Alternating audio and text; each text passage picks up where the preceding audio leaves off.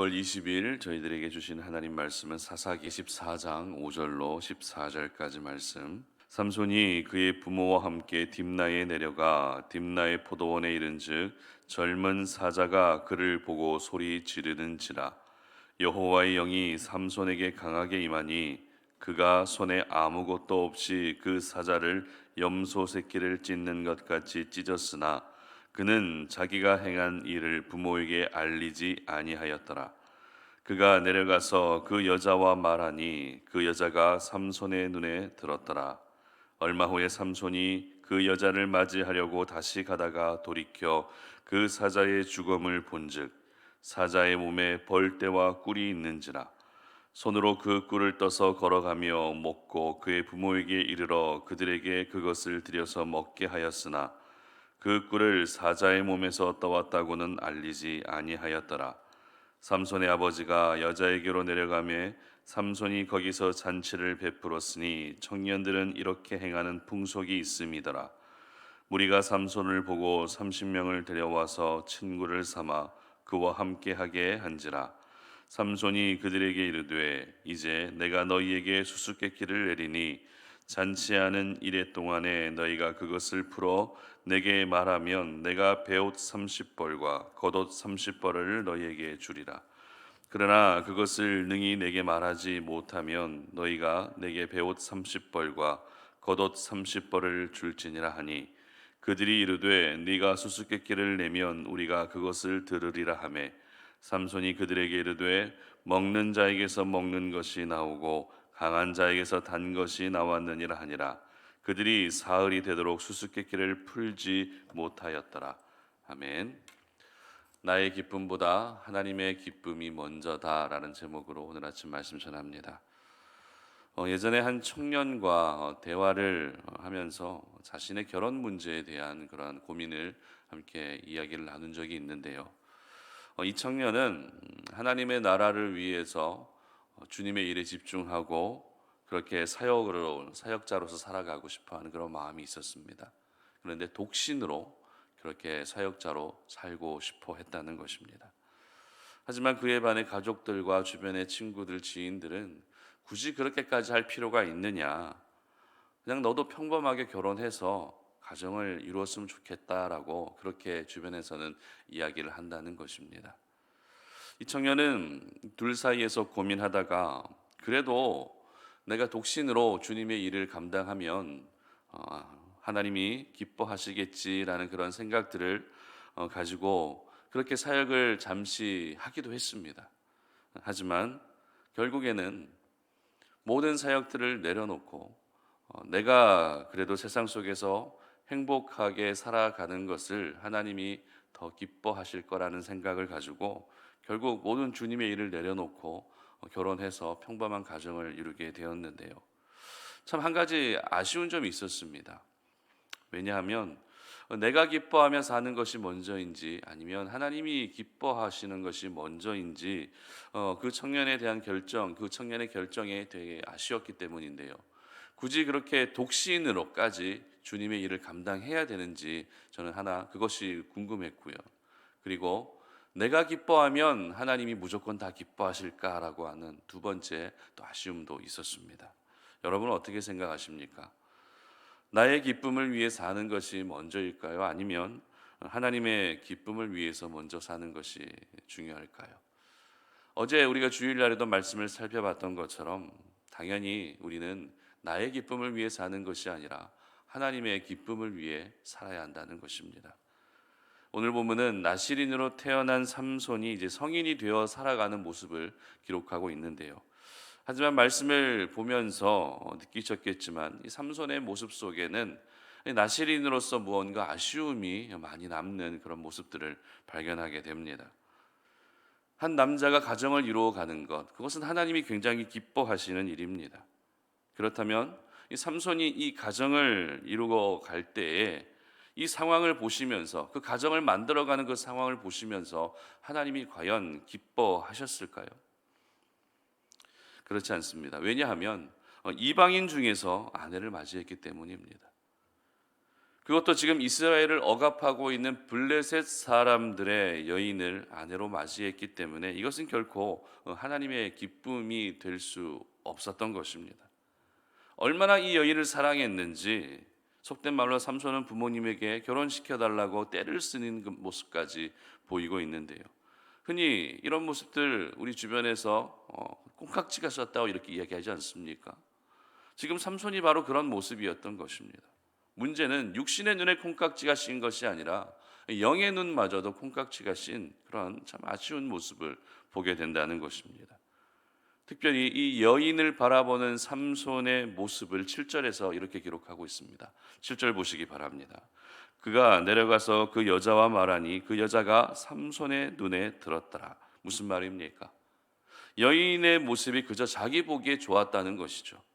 하나님 보시기에 좋은 여인이 아니라 자기 보기에 좋은 여인, 그런 여인을 오늘 삼손은 자신의 아내로 맞이하고 있었던 것입니다. 삼손의 아쉬운 모습은 또 발견되는데요. 삼손은 이 여인을 맞이하기 위해서 딥나로 내려가는 길에 젊은 사자를 한 마리 죽이게 되죠. 하나님의 영이 이렇게 임하면서 그렇게 사자를 염소 새끼 찢듯이 죽이고 그렇게 엄청난 일을 행하게 됩니다. 그런데 얼마 후에 이 사자의 죽음에서 무엇을 발견하게 됩니까? 이 벌떼와 꿀을 발견하게 된다는 것이죠. 그리고 9절 말씀 보시기 바랍니다. 손으로 그 꿀을 떠서 걸어가며 먹고 그의 부모에게 이르러 그들에게 그것을 드려서 먹게 하였으나 그 꿀을 사자의 몸에서 떠왔다고는 알리지 아니하였더라. 자, 여러분, 사자의 몸 안에 있던 그 꿀을 떠먹는 삼손의 모습을 보시면서 어떤 생각이 드십니까? 부정한 것을 가까이 하면 안 되는 나실인의 규례를 어기고 있는 삼손의 모습을 보게 된다는 것이죠. 그렇다면 이렇게 꿀을 떠서 부모님을 드린 후에 이 꿀이 사자에게서 가지고 온 것이라고 부모님에게 말하지 않았던 이유는 또 무엇일까요? 그 이유는 삼손 자신도 부정한 시체를 가까이 한 것이 분명 잘못된 것이라는 것을 알고 있었기 때문에 부모님에게 굳이 말하지 않았던 것입니다. 그렇다면 이렇게 잘못된 행동을 숨기면서까지 꿀을 떠먹고 또 부모님에게 드린 이유가 무엇일까요? 바로 자신의 기쁨 때문이었던 것이죠. 여러분, 달달한 음식 먹으면 어떤 기분이 들죠? 달달한 음식 먹으면 찝찝한 기분이 듭니까? 아니면 불쾌한 기분이 들까요? 그렇지 않죠. 순간 기분이 좋아지게 됩니다. 단 음식을 먹으면 굉장히 기분이 순간 좋아진다는 것이죠. 이 단맛이라고 하는 것은 뇌의 보상 체계에 의한 도파민과 그리고 엔돌핀의 분비를 촉진시키면서 단맛은 기쁘게 하는 그런 역할을 한다는 것입니다. 이렇게 삼손은 꿀을 먹으면서 자기 행복에 빠지고 있었던 것이죠. 그리고 그 꿀을 누구에게 또 갖다 주죠? 부모님에게 갖다 줍니다. 지금 부모님은 삼손이 블레셋 여인과 결혼하는 것을 반대하고 있었습니다. 이때 삼손은 행복감을 주는 꿀을 뇌물처럼 부모님에게 주면서 자신의 결혼을 승낙해 주기를 바라고 있었던 것입니다. 결국 결혼 승낙은 누구의 기쁨입니까? 바로 삼손 자신의 기쁨이었다는 것이죠. 이렇게 삼손은 블레셋 여인과 결혼하게 된 것이죠. 그런데 결혼 잔치를 하면서 또 한 번 삼손은 자기 기쁨을 위해서 행동하고 있는 모습을 발견하게 됩니다. 12절 말씀 함께 보도록 합니다. 삼손이 그들에게 이르되 이제 내가 너희에게 수수께끼를 내리니 잔치하는 이래 동안에 너희가 그것을 풀어 내게 말하면 내가 베옷 30벌과 겉옷 30벌을 너희에게 주리라. 뜬금없이 잔치자리에서 수수께끼를 냈다는 것이죠. 그것도 이 수수께끼의 정답은 삼손이 만든 수수께끼입니다. 자기만 정답을 알고 있는 수수께끼였다는 것이죠. 그 누구도 이 정답을 알 수 없는 수수께끼였습니다. 사람들이 만약 수수께끼를 맞추지 못하게 되면 상으로 걸었던 베옷 30벌과 겉옷 30벌은 자기 소유가 될 수 있기 때문에 삼손은 이 수수께끼를 통해서도 오로지 자기 자신만을 기쁘게 하려고 했던 것입니다. 이것이 바로 언제나 자신의 기쁨이 먼저가 되고 있는 삼손의 모습이었던 것이죠. 하나님의 일을 위해 특별히 선택받은 사람입니다. 구별된 나실인입니다. 그러나 삼손의 첫 번째 행적은 자기 자신의 기쁨을 최우선으로 여기며 살아가고 있는 그런 아쉬움이 많이 남는 삼손의 모습이었던 것입니다. 그래도 하나님은 이 일을 계기로 블레셋을 이제 하나씩 무너뜨리기 시작하셨지만, 오늘 본문에 기록되고 있는 삼손의 모습은 저희들에게 실망을 주기에 참 충분한 모습인 것 같습니다. 그렇다면 오늘 우리가 이와 같은 모습을 통해서, 오늘 이 말씀을 통해서 하나님의 사람으로 우리가 이 땅을 살아갈 때에 나의 기쁨을 먼저 여기며 살아가는 것이 중요할까요? 아니면 하나님의 기쁨을 먼저 여기며 살아가는 것이 중요할까요?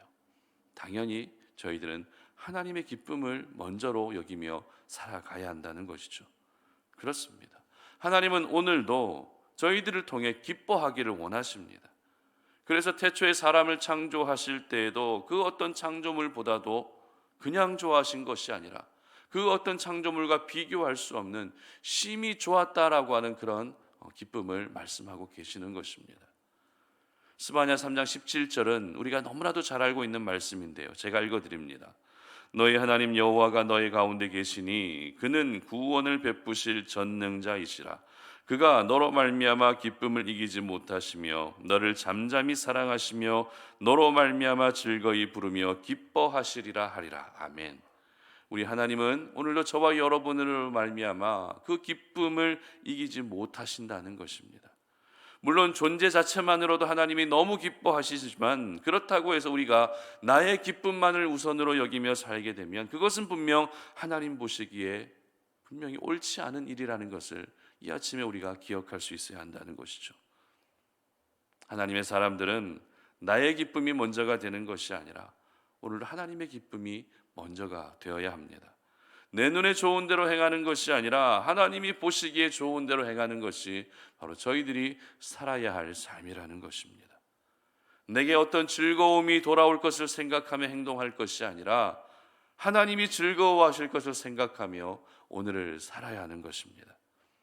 그렇기 때문에 우리가 직장에서 일을 하고 또 교회에서 봉사를 하고 예배를 드리는 이 모든 일들까지 나의 기쁨을 위한 것이 아니라 하나님의 기쁨을 위한 것이어야 한다는 것입니다. 그러므로 우리 사랑하는 모든 성도님들은 내 기쁨이 먼저가 아닌 하나님의 기쁨을 먼저로 여기실 수 있기를 바랍니다. 하나님을 기쁘시게 해드릴 때 내 인생도 당연히 기쁨으로 넘쳐나게 되는 것입니다. 내가 기뻐한다고 해서 하나님도 같이 기뻐하시겠지라고 생각하는 것은 잘못된 생각이죠. 우리가 죄를 지으며 기뻐한다면 그것을 보시며 하나님이 과연 기뻐하실까요? 절대 그렇지 않습니다. 우리의 기쁨의 우선순위는 나 자신이 아니라 바로 하나님이어야 한다는 것입니다. 하나님을 기쁘시게 해드릴 때 우리의 인생에도 놀라운 기쁨이 찾아오게 되는 것입니다. 바라기는 우리 성도님들의 기쁨의 우선순위, 기쁨의 목적이 언제나 우리 자신에게서 이제는 하나님으로 옮겨질 수 있었으면 좋겠습니다. 그래서 오늘도 하나님의 기쁨을 위해서 살아가시고 하나님의 기쁨을 위해서 맡겨진 모든 역할들을 감당하시는 우리 성도님들의 삶이 될 수 있기를 주님의 이름으로 축복합니다. 함께 기도하겠습니다. 살아계신 하나님 감사합니다.